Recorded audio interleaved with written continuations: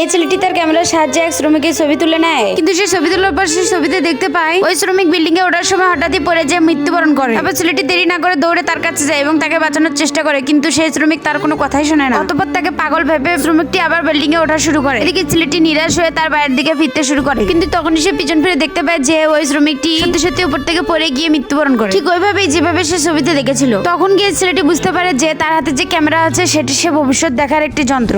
আসলে ছেলেটি একজন ফটোগ্রাফার ছিল। হঠাৎই সে হাসপাতালে গিয়ে এক বৃদ্ধ লোকের ছবি তোলার জন্য, আসলে সে একজন মৃত্যু পথযাত্রী রোগী ছিল, কিন্তু ছবি তোলার পর ওই বৃদ্ধ লোকটি তাকে টাকা দেওয়ার বদলে একটি আজব শক্তি দিয়ে দেয় যাতে সে ক্যামেরা দ্বারা ভবিষ্যৎ দেখতে পায়। কিন্তু ছেলেটি লোকটিকে পাগল ভেবে গালি দিয়ে ওখান থেকে দৌড়ে চলে আসে। একদিন সে স্টুডেন্টদের সাথে বিমানে করে ঘুরতে যাচ্ছিল, আর ওখানে থাকা সব লোক একটি রিচ লোককে অনেক প্রশংসা করছিল আর এই ছেলেটিকে অনেক অনেক বাজে বাজে কথা বলছিল। তাই সে বাধ্য হয়ে রাগ করে একটি ছবি তুলে ফেলে। তখন সে দেখতে পায় যে কিছুক্ষণের মধ্যে ওই প্লেনটি ক্রাশ হয়ে যায়। সে ভয় পেয়ে সবাইকে এই কথা বলে দেয়, কিন্তু কেউ তার কথা বিশ্বাস করে না এবং মজা করে, ওকে পাগল ভাবে এবং বিভিন্ন ধরনের গালিগালাজ দেয়। কিন্তু একটি মেয়ে তার কথার উপর ভরসা করে এবং ফ্লাইট সে নিচে নামে চলে যায়। কিছু সময় পর মেয়েটি যখন তার বান্ধবীর সাথে সময় কাটাচ্ছিল, হঠাৎই তার বান্ধবীর কাছে একটি কল চলে আসে। সে জানতে পারে যে বিমানটি ক্রাশ হয়ে গেছে। আর সাথে সাথে এই খবরটি শোনার পর মেয়েটি চমকে ওঠে। তারপর কি হলো জানতে আমাদের চ্যানেলটি লাইক করে সাবস্ক্রাইব তো করো এবং পার্ট 2 লিখে যাও।